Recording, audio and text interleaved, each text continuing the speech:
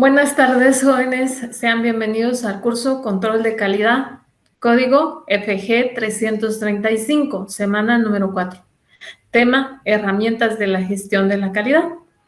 Vamos a dar inicio a la sesión correspondiente para la semana número 4.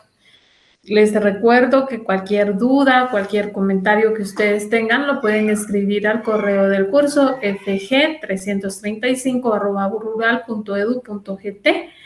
Yo voy a estar revisando en el transcurso de la sesión el correo para ver si ustedes tienen alguna duda, alguna inquietud en la que pueda apoyarles.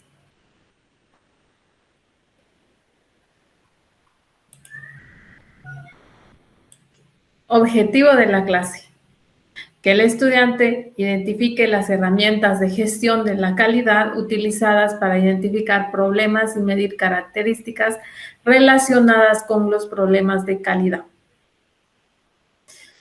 Bueno, el día de hoy vamos a ver cuáles son las herramientas utilizadas en la gestión de la calidad, y las herramientas de la calidad son diagrama de causa y efecto, plantillas de inspección, gráficos de control, diagramas de flujo, histogramas, gráficos de Pareto, diagramas de dispersión. Vamos a iniciar con la primera, que es quizá la más común o la que nosotros estamos más familiarizados porque se utiliza como herramienta para solucionar problemas, que es diagrama de causa y efecto. El diagrama de causa y efecto es un diagrama que también se conoce como espina de pescado, que consiste en la parte central en donde se va a colocar el problema o se identifica el problema. A partir de esto se tienen las principales causas y los efectos. Entonces, las causas se colocan o se clasifican en la parte inferior del esquema y los efectos en la parte superior. Esto es para poder identificar las soluciones para los problemas que se presenten. Este también se conoce como diagrama de espina de pescado. Este se utiliza principalmente en las empresas como una herramienta para gestión de la calidad o para proyectos, también para proyectos de gestión de riesgo. El diagrama permite poder identificar problemas y también plantear soluciones para poderlos resolver. También es una herramienta que permite prever posibles problemáticas. ¿Cuáles serían los pasos a seguir para poder trabajar con esta herramienta? Primero, el primero de los pasos es captar la mayor cantidad de ideas posibles. Estas ideas se pueden captar a partir de diferentes técnicas o estrategias. La más utilizada es la lluvia de ideas. Estas ideas se van captando y clasificando según sean causas o efectos. Se identifican las causas, entonces, en primer lugar, y se clasifican. En este ejemplo, nosotros podemos ver que existe una clasificación de acuerdo a material, a métodos o a medidas. Entonces, en este caso, en el cuerpo principal o en el esquema principal irían la clasificación, y como causas o subcausas podemos colocar causa principal para material, y en una rama para la causa, las subcausas que se puedan clasificar o identificar para esta problemática. El segundo paso es poderlas clasificar o colocar, ya sea por afinidad. El tercero de los pasos es identificar cuáles son los factores primarios. Esto que siempre se pueden clasificar de acuerdo al proceso de lluvia de ideas. Poder determinar cuáles son las causas, y con en este paso podemos utilizar las preguntas, por ejemplo, ¿qué?, ¿quién?, ¿dónde?, ¿cuándo?, ¿cómo? cuánto, para poder ir aclarando estos temas. El diagrama de causa y efecto se relaciona entonces los efectos con las causas que lo producen. Muchas veces se pueden confundir un efecto como una causa, y también este diagrama me ayuda a poder identificarlos claramente. Es muy útil la tormenta de ideas para realizar poder trabajar esta técnica en grupos de trabajo o en círculos de calidad. Luego que se identificaron las causas, entonces se identifican cuáles son los efectos de cada una de estas causas. Y estos efectos, de igual manera que las causas, se van clasificando, identificando, ya sea por efectos principales y subefectos o efectos secundarios. Y el problema que está ubicado en la parte central del diagrama. Comparto con ustedes un momento este esquema para que ustedes puedan hacer sus anotaciones.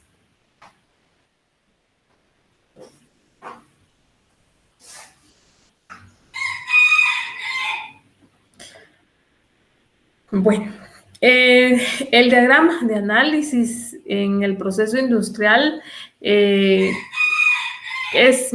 muy frecuente utilizar este diagrama de Ishikawa, y ya que califica las causas con las M's. Estas causas que están relacionadas de acuerdo a maquinaria o las variaciones que puedan existir, las causas relacionadas con la materia prima o también el material, diferencia entre proveedores, por ejemplo, las causas relacionadas con métodos de trabajo, estas relacionadas con las secuencias de trabajo equivocadas, las causas relacionadas con el operario, que podrían ser, por ejemplo, falta de formación, problemas de vista o alguna otra problemática que se tenga con el personal. En este ejemplo, nosotros ya podemos ver entonces un ejemplo de un diagrama ya trabajado. Por ejemplo, el problema en este caso es el pastel que se quema en el horno. Entonces, pueden ser causa, métodos, materiales, medio ambiente, recurso humano, maquinaria. Por ejemplo, en el método es el método precalentar mucho por mucho tiempo la mezcla que sea inadecuada. En cuanto a materiales, podemos ver que se tienen recipientes inadecuados, instrucciones inadecuadas, medios de trabajo, por ejemplo, el espacio muy pequeño. En recursos podemos encontrar como como una causa primaria, las recetas no están estandarizadas, y como una secundaria, la redacción es inadecuada. En cuanto a maquinaria, por ejemplo, las fallas en los hornos, y estos hornos, ¿por qué pueden fallar? Como secundarias, podríamos tener un termostato roto o defectuoso, una válvula de temperatura en mal estado.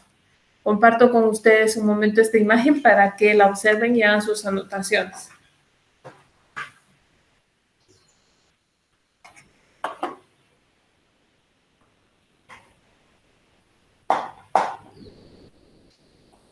Bueno, entre otras, tenemos la lluvia de ideas, diagrama de interrelaciones, gráfico de Pareto, diagrama de afinidad y 6 porqués. La siguiente herramienta, que son las hojas de control. Las hojas de control sirven para reunir y clasificar la información según determinadas categorías, mediante anotaciones y registros de sus frecuencias bajo un formato de datos. Una hoja de control es una hoja que me permite recoger información, registrar datos. También se llaman hojas de registro. Sirven para poder reunir y calificar la información según determinadas categorías mediante la anotación, el registro de la frecuencia, por ejemplo. Y con esto se hace bajo un formato de datos, es decir, ya se tiene un formato establecido. Una vez que se ha establecido este formato, se requiere estudiar e identificar cuáles son las categorías y cuáles son las características. Se registran toda la información en la hoja y se indica la frecuencia en la cual se van a observar. El propósito de esta herramienta es que toda la información esté clara y que los datos que se van a registrar reflejen la verdad. Estos formatos se pueden aplicar en diversidad de ocasiones, es decir, tienen muchas funciones, pero básicamente la principal es que sea más fácil recopilar la información, es decir, recopilar todos los datos, hacerlo de una forma segura, de una forma más eficiente, rápida, de una forma fácil, y también me permite poder clasificarlos, agruparlos, analizarlos de una manera más fácil. Vamos a describir una serie de funciones que pueden aplicarse para la hoja de control.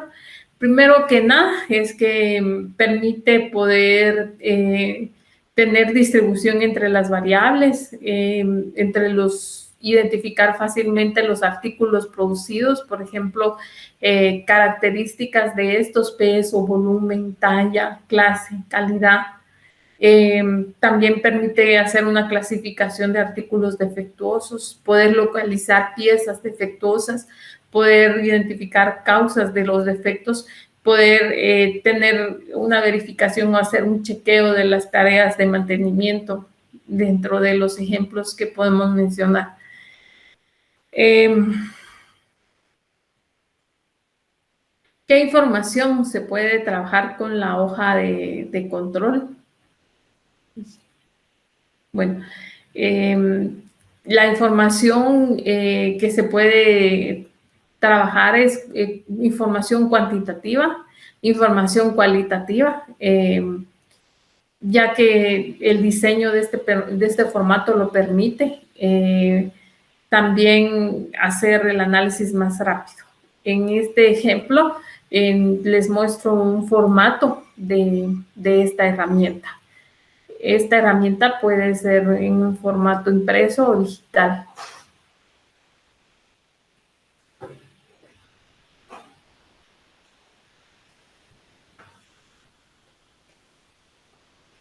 Les comparto un momento entonces este formato.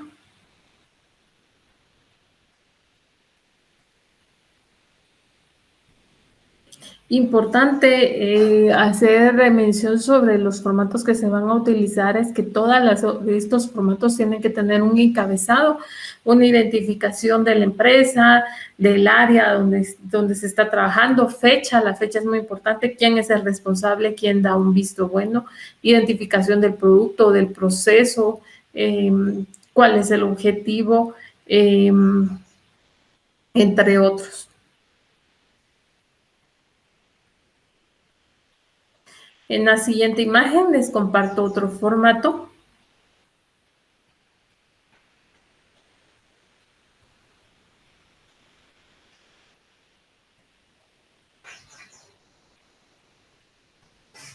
Bueno. Luego tenemos el gráfico de Pareto. El gráfico de Pareto, es un esquema que me permite poder identificar que muchos problemas o muchos artículos o muchos defectos representan el menor porcentaje en cuanto a importancia comparado con los que tengan mayor prioridad. El gráfico de Pareto, este gráfico, voy a adelantar un poco, ordena los datos por su frecuencia de mayor a menor. El principio de Pareto es también conocido como la regla 80-20. Este es un enunciado de que el 20%, por ejemplo, de los defectos poseen el el 80% de la importancia. Otro ejemplo que podemos mencionar es que el 20% de la población posee el 80% de la riqueza, como por ejemplo. El objetivo de este diagrama es evidenciar las prioridades, puesto que en la práctica suele ser difícil controlar todas las posibles inconformidades de calidad de un producto o de un servicio. Entonces, a partir de este se pueden identificar las prioridades. Les comparto entonces el esquema de este diagrama. Como ejemplo, vamos a revisar este diagrama. Este diagrama básicamente determina en una empresa, podríamos decir que se identifican cuáles son los defectos más frecuentes que hay en un producto determinado. Entonces, en primer lugar, el primer paso para poderlo elaborar es identificar o determinar cuáles son esos defectos. Estos defectos nosotros los podemos encontrar en el eje X del diagrama. En el eje Y vamos a encontrar la frecuencia en la cual se van a registrar o encontrar estos defectos. Y en el eje Y del lado derecho tenemos esta frecuencia en porcentajes. Entonces, por ejemplo, aquí tenemos cuáles son los defectos más frecuentes. Por ejemplo, puede ser motor que no detiene, no enfría, pintura defectuosa, tiene rayas, no funciona, la puerta no cierra, el motor no arranca, mala nivelación, puertas defectuosas, entre otros. Estos son defectos de un producto, entonces podemos asumir que es de un vehículo, entonces, o de un aparato, un electrodoméstico. Entonces, tenemos aquí, dice, después de que se inspeccionan 88 refrigeradores defectuosos, se tuvo la siguiente tabla de frecuencias. Entonces, aquí vemos los defectos o tipos de defectos de este refrigerador y la frecuencia en la cual se han detectado estos defectos de acuerdo a la inspección que se realizó en 88 refrigeradores. Entonces, el segundo paso para la elaboración de este diagrama es poder obtener la frecuencia y la frecuencia acumulada. Entonces, nosotros a partir del número de observaciones obtenemos la frecuencia en porcentajes y la frecuencia acumulada. Comparto con ustedes un momento esta imagen para que ustedes puedan observarla y hacer sus anotaciones.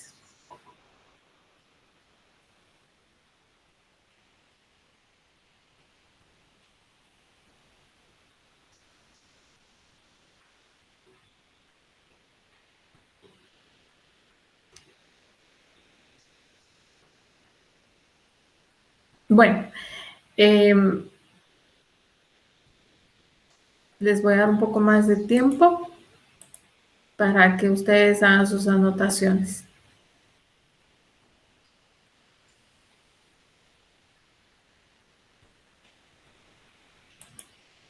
Bueno, entonces, luego de que ya se sacaron las frecuencias, se hace un diagrama de barras. Es el diagrama que vimos. En el eje Y voy a colocar las frecuencias. En el eje Y, pero del lado derecho, voy a colocar las frecuencias en porcentajes. Y en el eje X voy a colocar los tipos de defectos que se observan. Luego se identifica o se hace un esquema, un diagrama de barras para este resultado. Cuando tengo el diagrama de barras, voy a seleccionar, por ejemplo, los tres defectos que contengan el mayor porcentaje. En este caso, aquí lo vemos con una línea negra, que voy a regresar a la tabla. Si nosotros revisamos para el mayor porcentaje tenemos el motor no detiene, no enfría y burlete defectuoso. Entonces, esto me sumaría el 81.8% de unidades defectuosas. ¿Qué es lo que me indica esto? Me indica que el 81.8% de los defectos del proceso corresponden al 25% de todos los tipos de defectos. Es decir, que tan solo solucionando 3 principales inconformidades o defectos o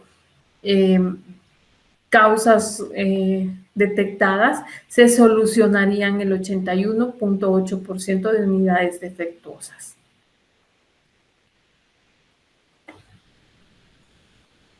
Comparto con ustedes esta imagen para que la observen y hagan sus anotaciones.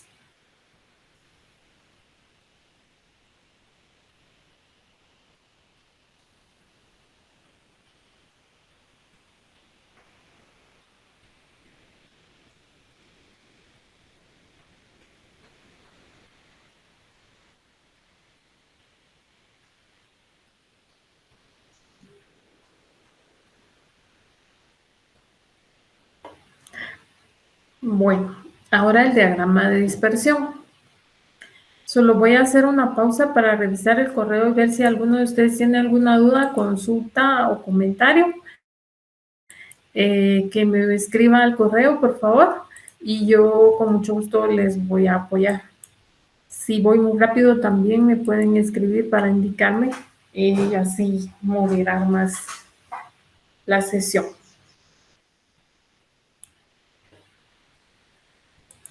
Como no hay comentarios, voy a continuar con la sesión. Diagrama de dispersión. Bueno, aquí este diagrama es conocido básicamente, o los que más se utilizan, como diagramas de correlación. Estos diagramas permiten básicamente estudiar la intensidad de la relación que existe entre dos variables. Una variable X y la variable Y. Entonces, lo que nosotros queremos determinar con este diagrama es la correlación entre ambas variables. Si es directa, si es inversamente proporcional, es decir, si es negativa o positiva. En este ejemplo, entonces, nosotros podemos observar que existe cierta correlación positiva entre las variables del proceso. El nivel de intensidad puede ser calculado mediante los coeficientes de correlación lineal. Todos estos son temas estadísticos, pero desde el diagrama se puede observar que estas variables tienen una vinculación que es evidente y la podemos captar más fácilmente a partir del diagrama. Comparto con ustedes esta imagen de las dos variables, estatura y peso. Entonces, si quisiéramos determinar la correlación o relación que existe entre estas dos variables.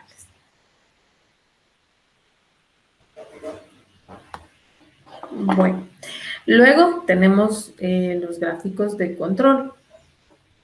Los gráficos de control, estos son unos gráficos que me permiten ir verificando si los procesos de producción están bajo control o no.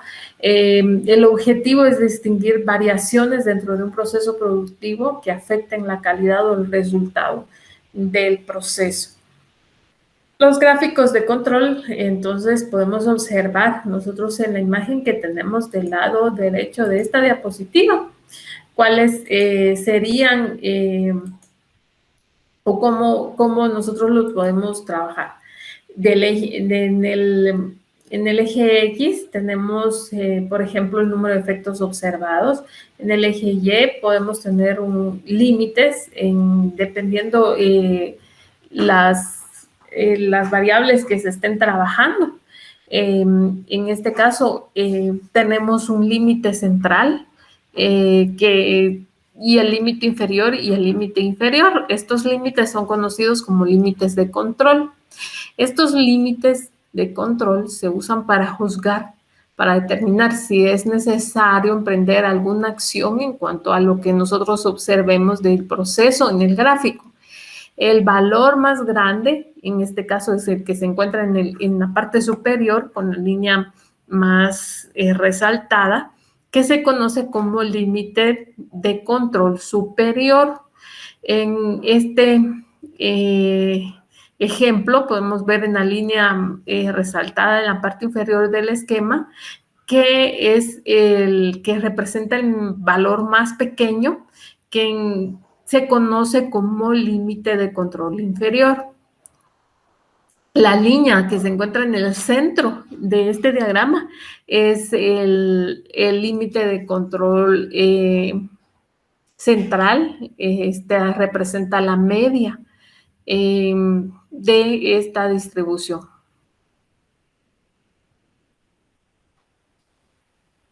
Los gráficos de control, entonces estos gráficos sirven para determinar las variaciones observadas, para determinar si son normales, si son anormales, qué se pueden medir. Con estos gráficos se pueden medir, se puede trazar la gráfica, las características de calidad que se van a observar en la muestra que se va a estudiar. El diagrama me permite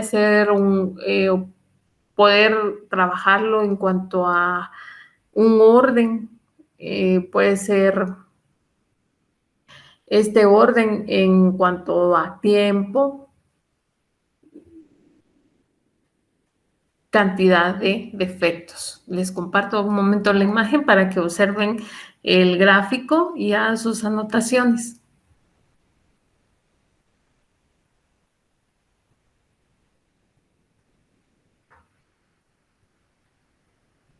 Bueno, ¿cómo vamos a interpretar este gráfico? Entonces nosotros en esta gráfica, en línea roja, vemos que las observaciones ya fueron ubicadas y registradas.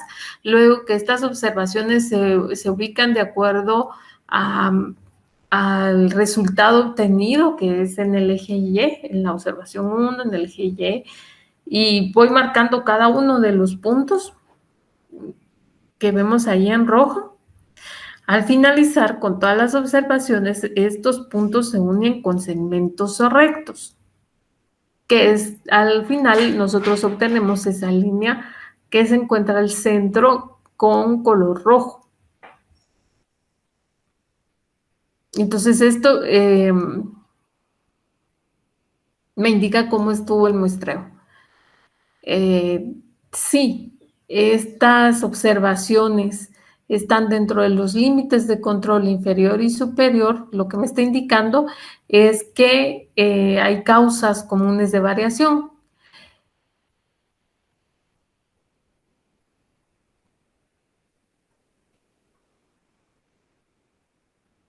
Si alguna de estas líneas está ubicada fuera, entonces me indica que el proceso tiene causas asignables de variación.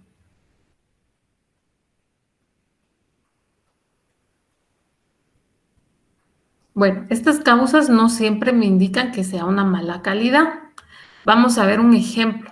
Por ejemplo, estas causas asignables pueden ser algún nuevo procedimiento en el proceso, introducir un valor erróneo, por ejemplo, me puede producir un punto fuera de estos límites de control.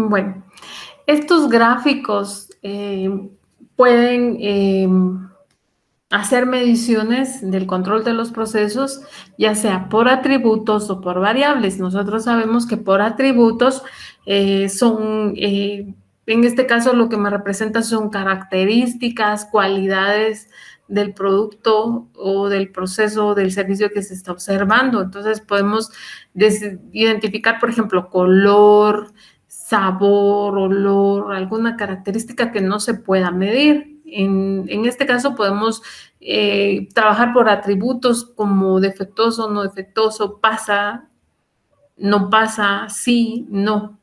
Y cuando se trabajan con variables, las variables nosotros sabemos que son, y sí se pueden medir, por ejemplo, el peso, la edad, vida útil en este caso, dimensiones, cualquier variable que sí se pueda asignarle un valor numérico. De estas dos podemos trabajar con continuas y discontinuas. Entonces sabemos que, por ejemplo, cuando tienen puntos decimales o cuando se representan con números enteros. ¿Para qué se utilizan estos gráficos de control? Estos gráficos de control principalmente permiten vigilar procesos, tomar una muestra aleatoria del proceso, medir la característica de calidad y con esto se van a identificar si es por atributos o por variables. Pueden calcular una medida ya sea por alguna de estas dos características. Se realiza todo el procedimiento para elaborar el gráfico de acuerdo al tipo de gráfico que se esté trabajando. Entonces, cuando se identifican los puntos, se determina si son causas asignables o no. En este caso, el gráfico se utiliza para poder identificar cuáles son las causas, poder identificar las mejoras que se pueden obtener y este procedimiento se puede repetir periódicamente. El responsable de identificar las variaciones o las causas, primero es la variabilidad debido a las causas comunes. Esto no permite realizar predicciones sobre el estado de un proceso y debido a las causas especiales que no permiten predecir situaciones de los procesos en un determinado momento. Vamos a ver que a partir de esto se pueden tener dos tipos de errores, el error tipo 1 y el error tipo 2. El error tipo 1 es cuando se rechaza un lote no defectuoso. Error tipo 1 es cuando se rechaza un lote que no es defectuoso. Y el error tipo 2 es cuando se acepta un lote que es defectuoso. Esto es importante tenerlo claro y no confundirlo. El error tipo 1, que es rechazar un lote no defectuoso, es decir, un lote que es de buena calidad. Este error se da cuando el empleado o el analista saca una conclusión del proceso que está fuera de control, basándose en el resultado que se obtiene de una muestra y ubicando fuera del control los resultados, cuando en realidad puede ser un defecto aleatorio el que se identificó. El error tipo 2, que es el de aceptar un lote defectuoso, es decir, en otras palabras, aceptar un lote de mala calidad. Este se presenta cuando el empleado en cuestión, el empleado que está realizando el estudio, concluye que el proceso está bajo control y solo... y no es así, el proceso está fuera de control estadístico. Entonces, estos son los dos tipos de errores que podemos identificar. En la siguiente diapositiva les comparto las gráficas de los diferentes casos que se puedan presentar a la hora de registrar y de elaborar los gráficos de control. Entonces, en el número 1, en el primero, en la primera fila del lado izquierdo, que sería la primera columna, tenemos el comportamiento normal. Entonces, nosotros podemos identificar ya el límite central, que normalmente está identificado con la media, el límite inferior y el límite superior del gráfico. Vemos la ubicación de los puntos que están todos muy cercanos al límite central y están en una forma proporcional. Este es un comportamiento normal. El segundo, en la primera fila, dice un punto fuera y arriba. Entonces, aquí este tipo de gráfico lo que me está indicando es que hay que investigar la causa del punto o rastrear ese punto que quedó fuera del límite superior.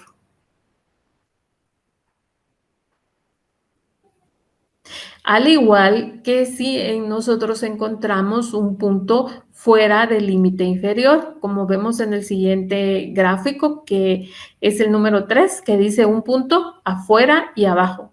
Entonces, vemos que ahí está identificado el punto, entonces tenemos que investigar cuál es la causa de por qué ese punto salió fuera de control.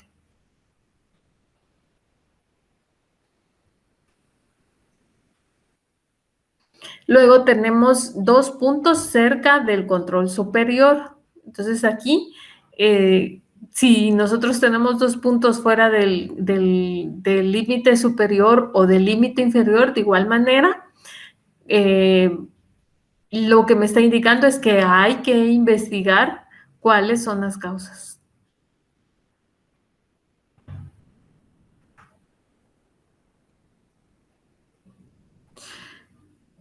Luego, 5 puntos o una serie de puntos sobre la línea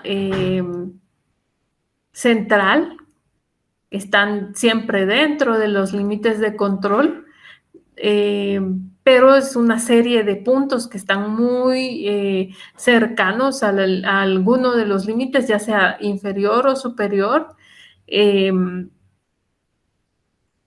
que están por arriba de la línea central. Lo podemos ver en la gráfica número 3 de la segunda columna, de la segunda fila.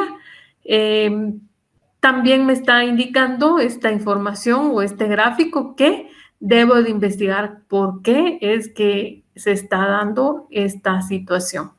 Si igual si se encuentran una serie de puntos por debajo de la línea central. En la última fila, en el segundo gráfico, donde dice serie de 5 puntos con tendencia en cualquier dirección. Aquí, ya sea que tiendan al límite superior o al inferior, y siempre hay que investigar, o me indica esta información, este gráfico, que hay que investigar cuáles son las causas. Y un comportamiento errático, el último gráfico en la tercera fila. Comparto con ustedes un momento estas gráficas para que hagan sus anotaciones. Mientras tanto, voy a observar, voy a revisar el correo para ver si alguno de ustedes tiene dudas.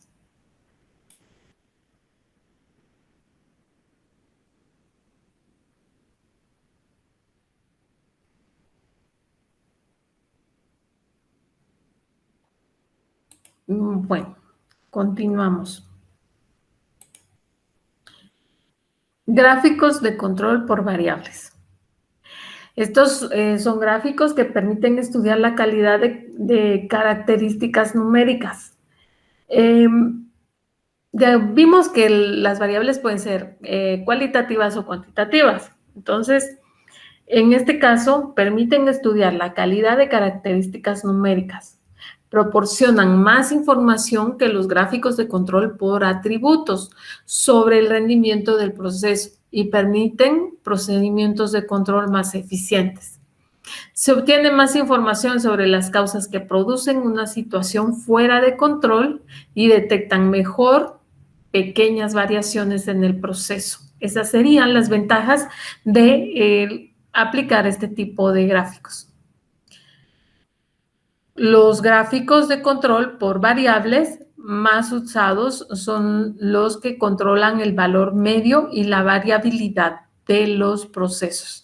Entonces, los diferentes gráficos que nosotros vamos a utilizar son, primero, el gráfico de control de media y rango. Las fórmulas que se utilizan para poder elaborar estos gráficos los tenemos en esta diapositiva. Para el control de medias y rangos. Entonces, nosotros tenemos una serie de datos o de información, de observaciones Con esta nosotros tenemos que calcular la media y tenemos que calcular los rangos. Entonces vamos a ver primero para los rangos. Se calcula el rango de esta serie de datos. Con esta información se utiliza una tabla. En esta tabla se encuentran los valores de D3 y D4, que son los que se aplican para poder obtener el límite inferior y el límite superior. También aquí tenemos la ecuación que me permite hacer los cálculos de estas variables. El límite central es la media. Les comparto un momento la imagen para que hagan sus anotaciones.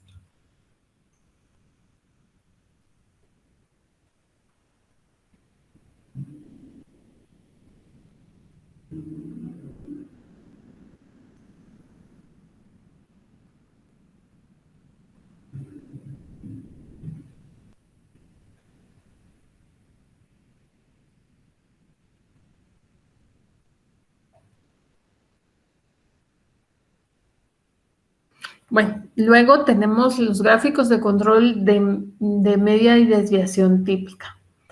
Bueno, aquí tenemos que calcular la desviación, los valores para las variables B1 y B2, tenemos las ecuaciones y los valores de C sub 4 que los obtenemos de tabla. Comparto con ustedes un momento esta imagen para que hagan sus anotaciones.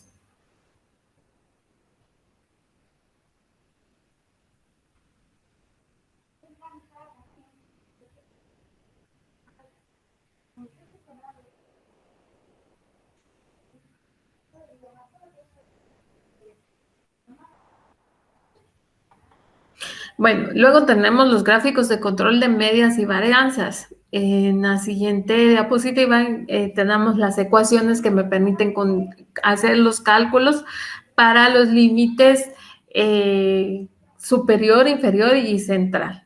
En este caso, el límite central está determinado por la varianza y el límite inferior y superior está determinado por la ecuación que se presentan en esta tabla.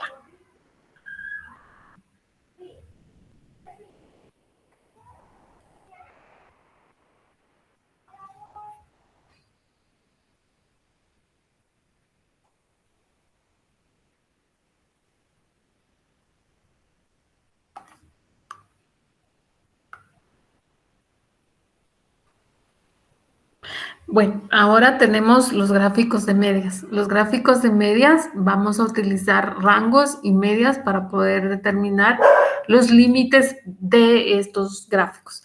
El límite inferior y el límite superior, tenemos la ecuación que me permite calcularlos.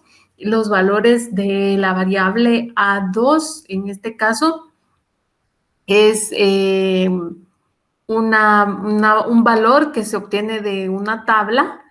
El límite central de este gráfico es la media.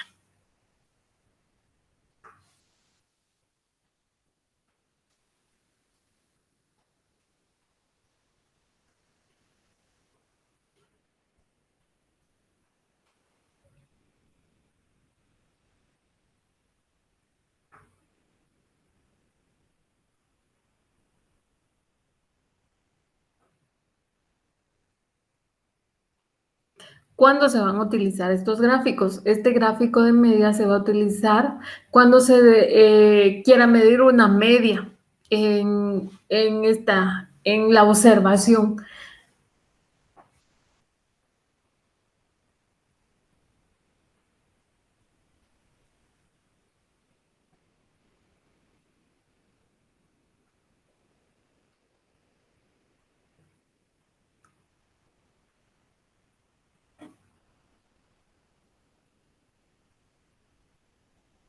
Luego tenemos los gráficos de control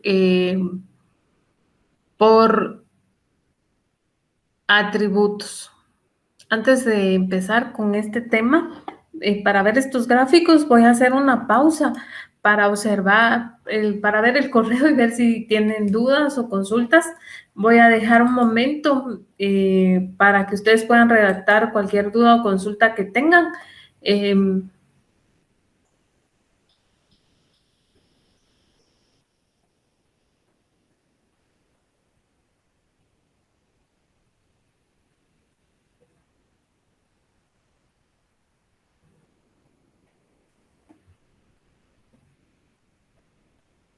Bueno, como no hay dudas, no, vamos a continuar con la sesión. Les recuerdo que cualquier duda que ustedes tengan pueden escribir al correo y yo voy a estar revisando. Tenemos los gráficos de control por atributos. Estos gráficos, cuando se utilizan en el control de características de calidad de tipo conforme o defectuoso, cuando se quiera evaluar si el producto está no defectuoso o si es defectuoso, si es conforme o no conforme.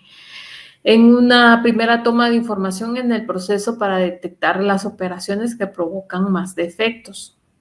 En el control de procesos que generan cantidad de grandes procesos. ¿Cuáles son los gráficos que se pueden utilizar? En este caso tenemos los gráficos P y los gráficos NP. Estos se pueden comparar un producto con un estándar y se califica como defectuoso o no defectuoso. Utilizamos a partir de probabilidades para poder obtener los límites que se van a utilizar en el gráfico. Vamos a ver cada uno de estos más adelante. Voy a saltarme y después defino lo siguiente. Luego, bueno, entonces en los gráficos NP y P se utilizan para controlar la proporción de piezas defectuosas que genera el proceso. El primer exige que el tamaño de la muestra sea constante, mientras en el segundo no. Cuando trabajemos gráfico NP, la muestra, el tamaño de la muestra tiene que ser el mismo, tiene que ser constante. Y cuando utilicemos el gráfico P, este no necesariamente requiere que sea constante. El gráfico P es un gráfico de control de porcentaje o de fracción de unidades defectuosas. El gráfico P es entonces el que permite controlar el porcentaje o fracción de unidades defectuosas, consciente entre el número de artículos defectuosos en una población y el número total de artículos de dicha población.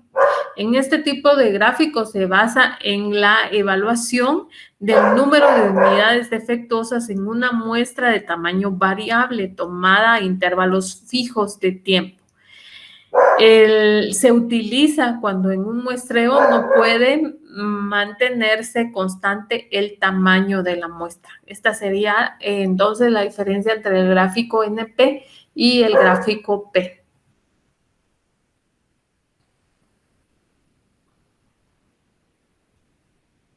Bueno, este tipo de gráficos, tanto el NP como el P, estos son gráficos que se basan en la distribución binomial.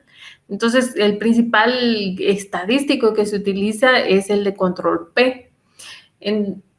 Ejemplo para cuándo se va a aplicar este gráfico. Entonces, pongamos que en un proceso la producción funciona de manera estable. Entonces hay una probabilidad, existe una probabilidad de que cualquier artículo sea defectuoso o sea no conforme.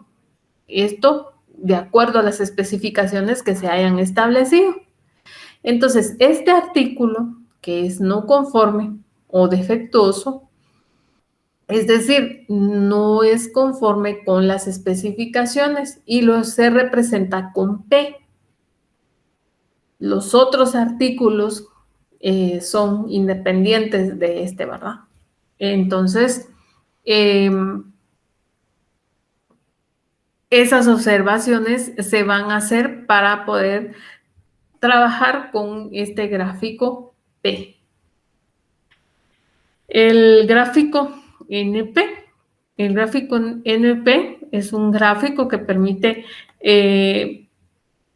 analizar el número de artículos defectuosos para así poder detectar la posible existencia de causas especiales en el proceso productivo. En cada muestra se evalúa el número de unidades defectuosas independientemente de que se presenten varios defectos en alguna unidad. Entonces aquí, para utilizar ese tipo de gráfico, lo que nos interesa ver es el número de unidades defectuosas. No me interesa el número de defectos. Entonces, en este caso es el mismo proceso que se va a trabajar para el gráfico P. La diferencia es que aquí no se van a contar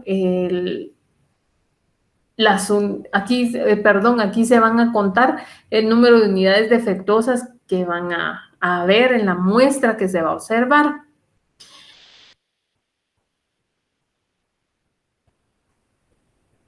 Otra característica importante de este tipo de gráficos NP que podemos mencionar es que las muestras tienen que ser, dijimos, de tamaño constante igual, y también se trabaja a intervalos fijos de tiempo para obtenerlas.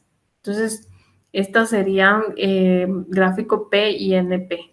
Voy a regresar a esta diapositiva. Entonces ya vemos la descripción para gráficos P y NP. Ahora tenemos los gráficos C y U. Bueno, los gráficos C, en algunos productos, la existencia de un defecto no necesariamente conlleva a que el producto sea defectuoso. En este caso, puede resaltar convenientemente clasificar un producto según el número de defectos que presenta. Esta es para gráficos CIU. Entonces, veamos estos gráficos. C. Controla la evolución de los defectos presentes en una muestra de tamaño constante, tomadas a intervalos fijos de tiempo. El gráfico C está basado en el número total de defectos o de no conformidades en la producción.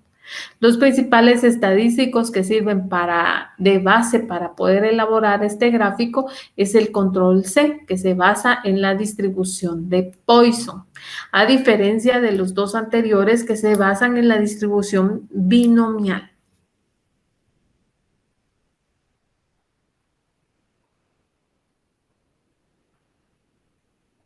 Luego tenemos los gráficos U, que estos representan los defectos por unidad presentes en la muestra, tomadas a intervalos fijos de tiempo.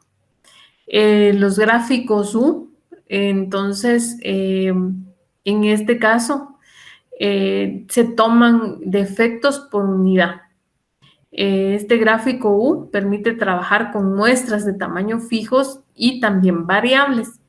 Se utilizan, por ejemplo, el gráfico C, cuando no puede tenerse un tamaño constante de la muestra, debido al porcentaje de defectos por unidad con los que se trabaja. Estos gráficos por atributo, gráficos C, tienen entonces a ver los productos que tienen más defectos por unidad. Vamos a ver un ejemplo para estos gráficos. Por ejemplo, los gráficos C. Podemos ver, por ejemplo, un textil, una alfombra, por ejemplo. Esta alfombra puede tener varios defectos. ¿Cuáles podrían ser los defectos? Puede ser una mancha, una fibra que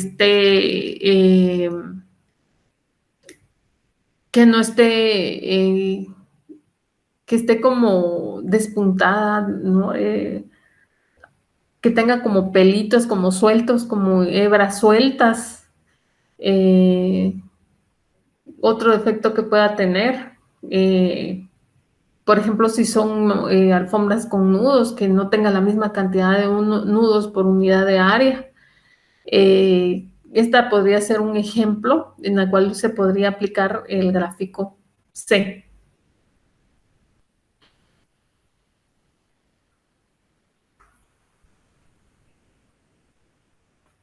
Bueno, estos gráficos, la diferencia es la forma como se van a calcular los límites central, límite superior y límite inferior. Y al final, voy a regresar, el gráfico se comporta de la misma manera. Se obtienen los límites central, superior, inferior, y luego se registran los puntos en el gráfico para ver si está fuera o dentro del control.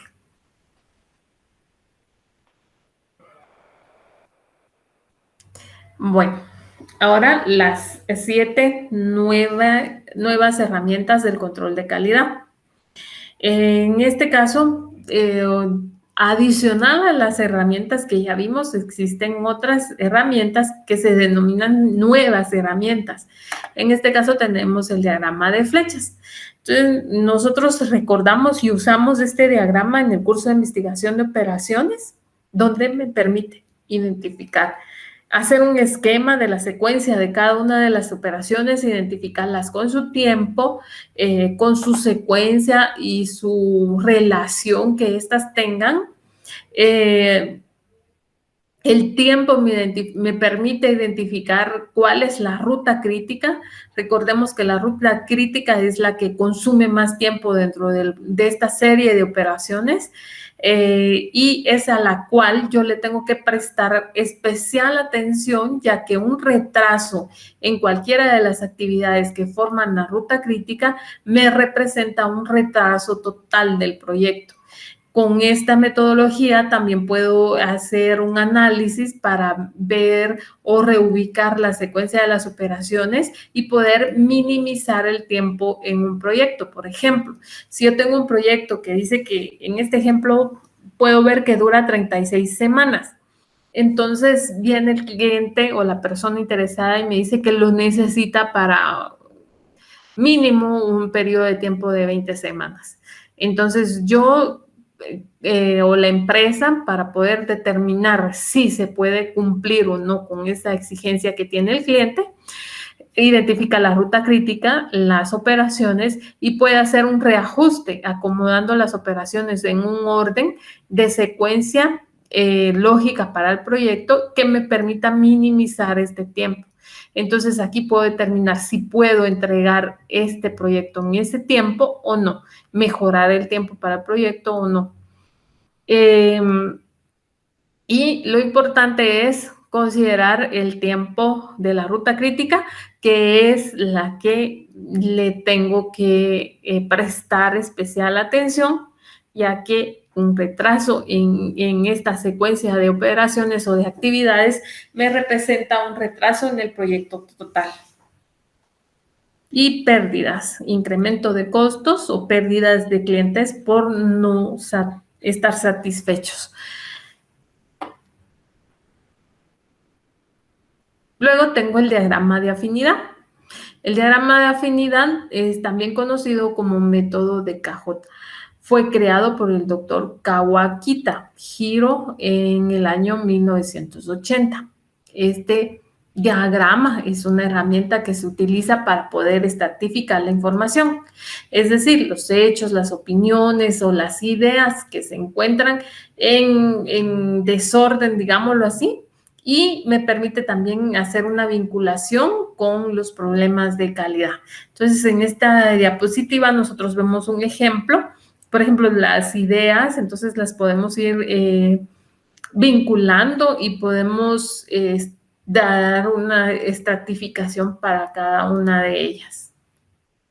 Comparto con ustedes un momento la imagen para que hagan sus anotaciones. Entonces, ¿para qué se utilizaría este tipo de diagrama? Este tipo de diagrama se utilizaría para poder organizar las ideas que pueden aportar en un trabajo en equipo, en un círculo de calidad. Poder establecer solución pronta que permita conocer cuáles son las causas y los factores que la originan. La siguiente es el diagrama de árbol. Bueno, este diagrama de árbol funciona de una manera muy similar a la del diagrama de pescado. Aquí hay que identificar un problema central, que representaría el tronco del árbol. Hagamos una imagen como de un árbol. Un árbol tiene raíces, tiene su tronco y tiene sus ramas. Entonces, el diagrama de árbol, en el tronco nosotros identificaríamos el problema. Las causas de este problema realmente serían identificadas por las raíces de este árbol, que normalmente no se ven. Y en las ramas o en las hojas o en los frutos nosotros podemos identificar los efectos, que son lo que normalmente se ve, lo que tenemos a la vista, y podemos visualizar de una mejor manera. Entonces, de ahí esta idea, ¿verdad? ¿Cómo funciona esta herramienta? También se puede conocer como diagrama de objetivos. Se le pide a las personas que ven al problema que se plantea, todas las frases o expresiones en forma negativa. ¿Esto por qué? Porque se dice que es más fácil que una persona se exprese en forma negativa que en forma positiva. Entonces, todas las expresiones o frases que ellos quieran expresar referente al tema que se plantea, al problema que se plantea, tiene que ser en negativo. Cuando ya se tiene esta información, se puede utilizar una lluvia de ideas. Con la lluvia de ideas se pueden clasificar en causas, subcausas, efectos o subefectos. Y en conjunto se hace esta clasificación y se van agrupando. Igual se agrupan por diferentes áreas, y así se refiere a maquinaria, personal, a herramientas. Luego, cuando ya se tiene este esquema, se traduce todas estas expresiones negativas en expresiones positivas.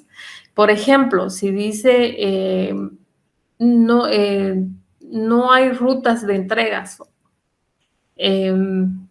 no se tiene un segmento de mercado definido. Esta sería para la primera actividad. Entonces, para la segunda, cuando se pide que expresen en positivo, ya se va a tener, por ejemplo, se tienen nuevas rutas de entrega. Se identifican segmentos de mercado.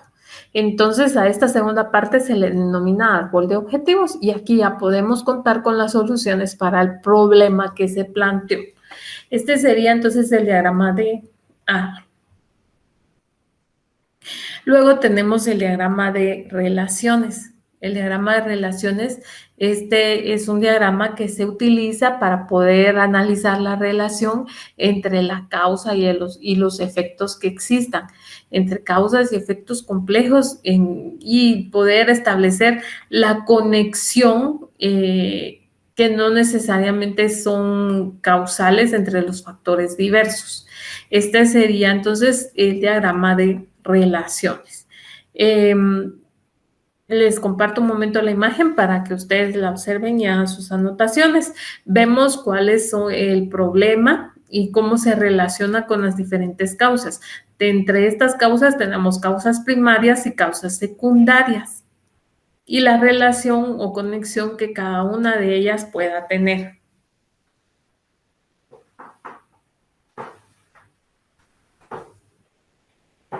Bueno, los pasos, ¿cómo se aplica? El paso 1 es definir y clasificar el problema en tema a estudiar. El paso 2 es generar una discusión abierta en el grupo sobre este tema. Paso 3, escribir cada factor mencionado y problema en tarjetas individuales. Luego se estudia, se presentan y se estudia la relación que existe entre el problema y los factores y también entre los factores entre sí. El paso 5 se avanza generando otros factores, es decir, otras tarjetas, realizando reiteradamente la pregunta ¿por qué? ¿Por qué? Me permitiría completar la información y completar el diagrama hasta que el grupo quede satisfecho con la estructura que se realizó. El paso 7 consiste en revisar, verificar, confirmar los datos asumidos y 8 es establecer conclusiones y definir acciones. Comparto un momento con ustedes esta imagen. Matriz de priorización. Bueno, este es un esquema, un formato que me permite priorizar cuáles son las alternativas que van a tener mayor importancia. Esto se hace en base a un punteo. Entonces, en la primera columna del lado izquierdo yo tengo la serie de alternativas que se van a trabajar. Estas alternativas las voy a calificar de acuerdo a diferentes factores. Por ejemplo, si se cuenta con apoyo de actores, la viabilidad financiera, efectos a corto plazo, costos, sostenibilidad, efectos de impacto, variabilidad técnica. Y se asigna un punteo o una ponderación para cada una de ellas. Y esta escala se puede asignar de acuerdo al criterio de la persona que realice esta actividad. Puede ser de 1 a 5, de 1 a 10. En este caso vemos el ejemplo que es hasta 5. Bueno, cuando se analizan cada una de estas alternativas, de acuerdo a cada uno de estos factores, se le va a asignar una puntuación. Entonces, esta puntuación va a tener una ponderación que al multiplicarla por la puntuación me va a dar un total que sea sobre 100 puntos y vamos a seleccionar la que tenga el valor o el puntaje más alto porque es la que me representa la priorización o la de mayor importancia que tenga prioridad en este caso. Comparto con ustedes un momento esta imagen para que la observen y hagan sus anotaciones.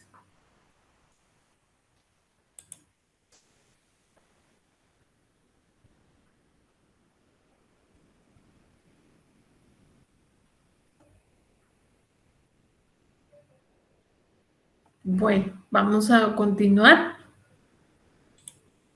Tenemos el diagrama de proceso de decisiones. Bueno, este es un diagrama más utilizado. Este muestra el grado de complejidad en el alcance de un proyecto o un objetivo. Pone de manifiesto las posibles dificultades, facilitando la planificación y permitiendo elaborar alternativas a las dificultades que puedan surgir en la trayectoria establecida del proyecto. Comparto con ustedes un momento la imagen para que la observen y hagan sus anotaciones. Luego tengo el diagrama de matriz. Este diagrama de matriz es un diagrama que muestra conexiones. Muestra la conexión o relación entre ideas, problemas, causas y procesos, métodos y objetivos, en general en conjunto de datos en la forma de una matriz o de una tabla. La relación se indica en cada intersección de las filas y columnas y para esto se identifican con diferentes gráficos, como vemos en la imagen. Entonces, por ejemplo, tengo en las filas diferentes aspectos y en las columnas también otra clasificación para los aspectos. Entonces, tenemos aquí las características de calidad, por ejemplo, característica A, B, C, D, hasta la M, requerimientos que tenga el cliente en las filas, requerimiento A, requerimiento B, requerimiento C, hasta N requerimientos. Entonces, cada uno de los símbolos me identifica qué tan relacionados están. Entonces, por ejemplo, el círculo con un punto, relación fuerte, círculo, relación media y triángulo, relación débil. Entonces se va analizando requerimiento A con característica A, qué grado de relación tiene. Requerimiento A con característica B y así sucesivamente para cada uno de los requerimientos y características. En la siguiente imagen comparto con ustedes una tabla completa de esta relación. Entonces, vemos en las columnas, en las filas, identificados los requerimientos del cliente, las características de calidad en las columnas y las especificaciones y cómo se encuentran relacionados entre sí.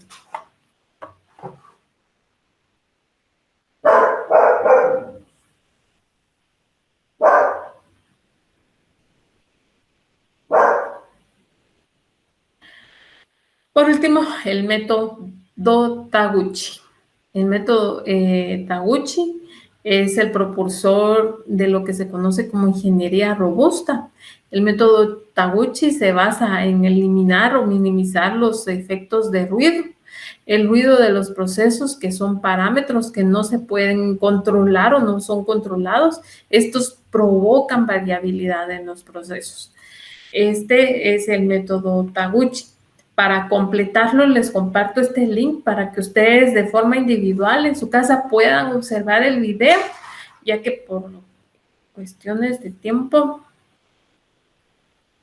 déjenme ver si estamos en tiempo para poderlo observar.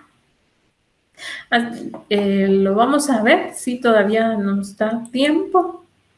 Entonces, les voy a compartir el video, solo les pido un momento.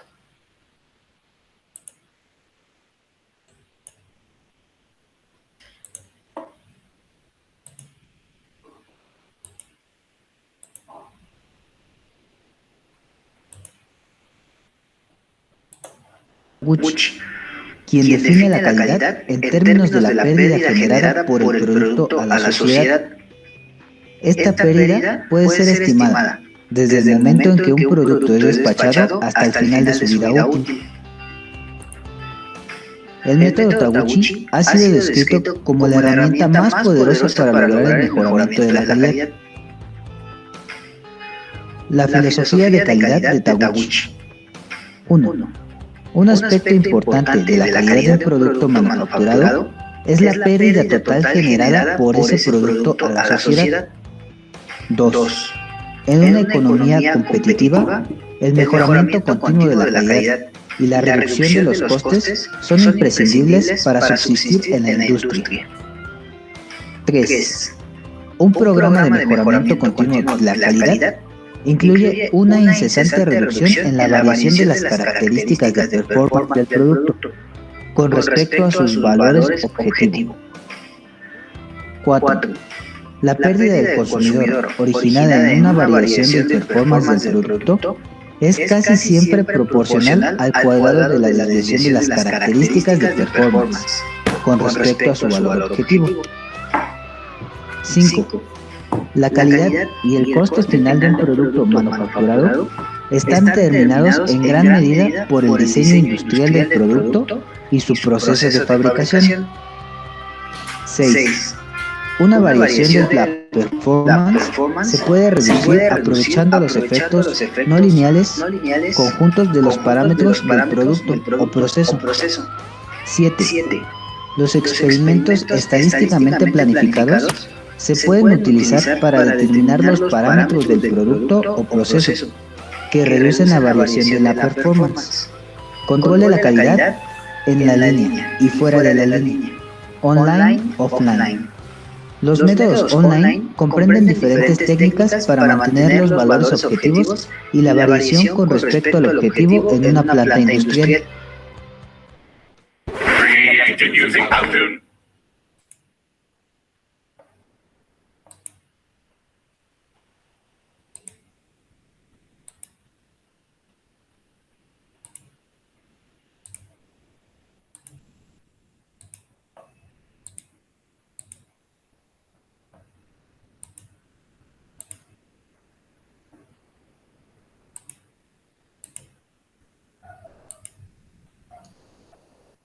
Bueno, con esto, jóvenes, concluimos el contenido correspondiente para la semana número 4. Vamos a revisar las preguntas de estudio.